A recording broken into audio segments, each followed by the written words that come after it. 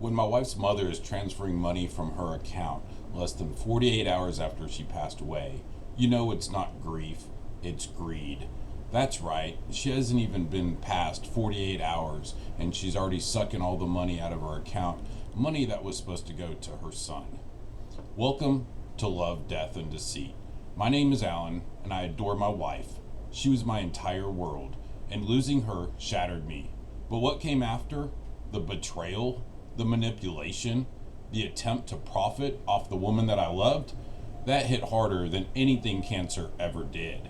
When I was trying to survive the worst days of my life, someone who should have been honoring her was instead raiding her account, rewriting the story, and laying the groundwork to keep money that was never hers. Not out of need, not out of love, but out of pure, calculated greed.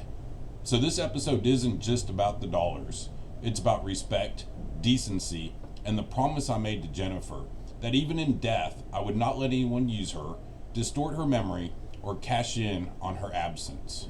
So let's get to it. So, I have all kinds of documentation, like I was saying, and I'm going to talk about it here and show about the pure greed. I've figured out that this whole situation, if you've been keeping up, it's a nightmare, but it's all about control and greed. Control, greed, narcissist. That's it. So my wife always told me that when she passed away, she wanted all the money that was left in her account, in her checking account, to go to her son.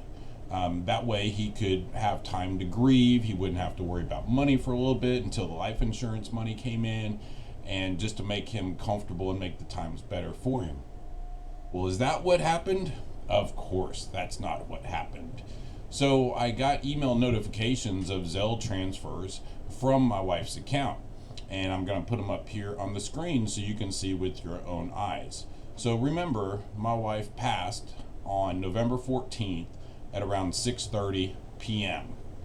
Well, on November 16th at 1:08 p.m., her mother, Rose, Zelle's $3,500 from my wife's account to her own account. And then 2 days later, she Zelle's money from my wife's account to her son, who was supposed to get it all, but that transfer was $500 compared to her $3,500. And then she puts a note on there, "Mommy loves you very much." So then on 11/19, Rose transfers Jen's son another $250 and says, "Love mommy" on the memo line. Then on 11/25, Rose transfers herself $3,000 from my wife's account to her own account. So the son that was supposed to get all the money in her account, she transferred him $750, and she transferred herself $6,500. Okay, and that's just the start of it.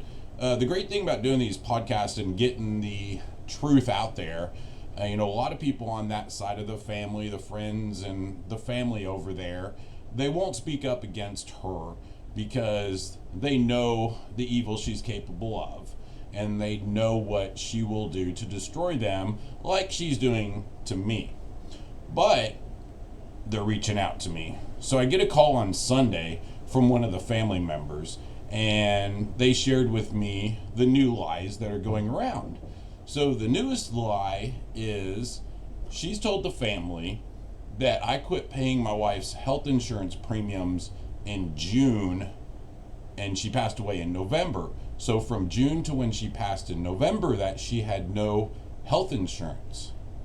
So therefore, her mother is having to use all the life insurance money to pay the medical bills, and that the medical bills exceed the life insurance payout by $108,000.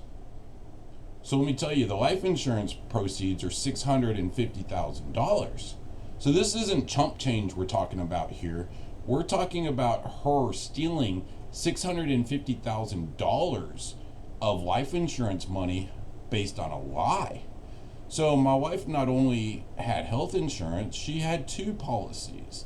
So she was on Social Security disability because she had stage 4 cancer, And so also was on Medicare. Well, if anybody knows anything about Medicare, is those premiums come directly out of your disability benefit. So there's no premiums to pay, to write a check, to send in, pay online, or anything like that.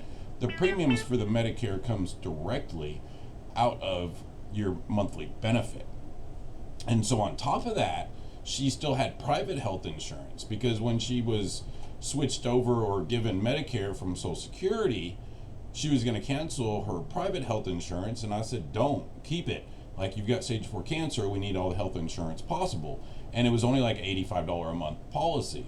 So therefore she had the Medicare as primary, and then her personal health insurance as secondary. So that way, if she went to a facility that didn't take Medicare, she could use the other one. So she actually had 2 policies. But yet this woman is telling everybody she had no health insurance, and she's having to spend all of the money from the life insurance to pay medical bills. So especially to Jen's kids out there, I want you to know this is 100% lie.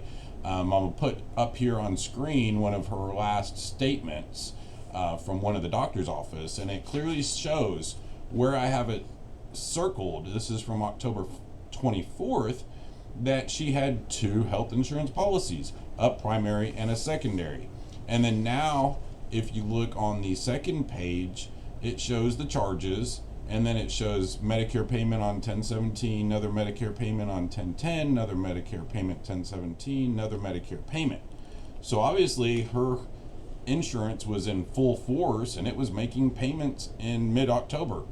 So this is a lie. So I suggest to Jen's kids out there that you guys need to get together and get an attorney, because this is flat out theft from the estate. I mean, this is felony charges right here. This is $650,000 we're talking about.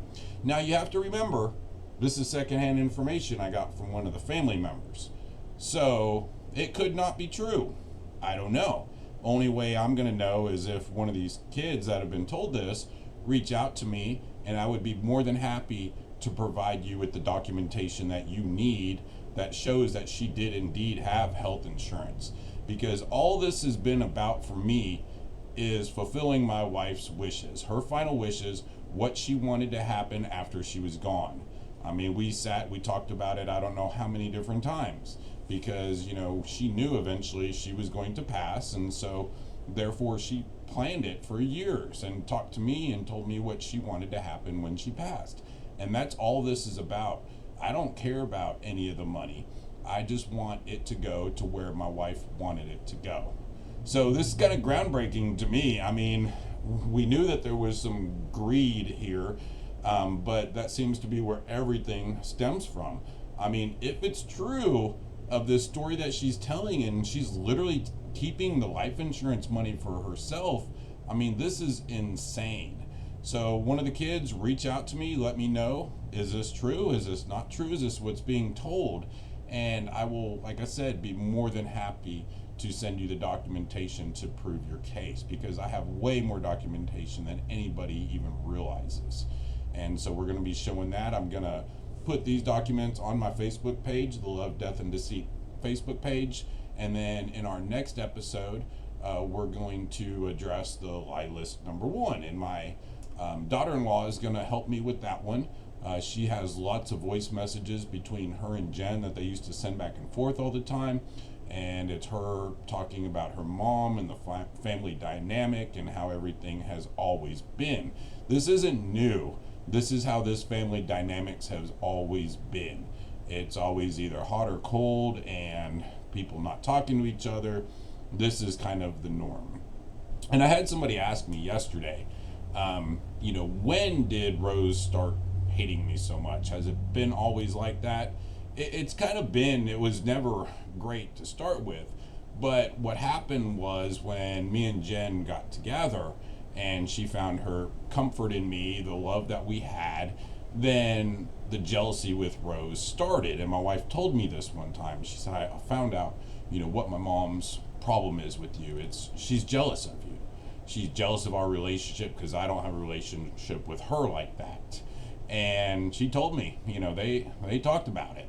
And then also, when you're dealing with the narcissist, and now me and my wife are together and I give her comfort, the narcissist is all about control. Well, when my wife is comfortable with me, when everything is great, then that narcissist loses control of this person. And once they start seeing the loss of control is when they really freak out. And then there was a couple other episodes where she found out she didn't have the control of her anymore, and that's when it started really getting nasty.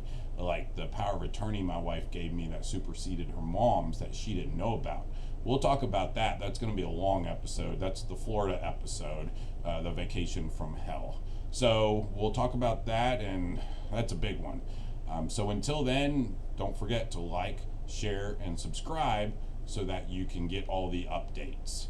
And so just always remember too, the only thing necessary for the triumph of evil is for good men to do nothing. And the truth will set you free. We'll talk to you soon.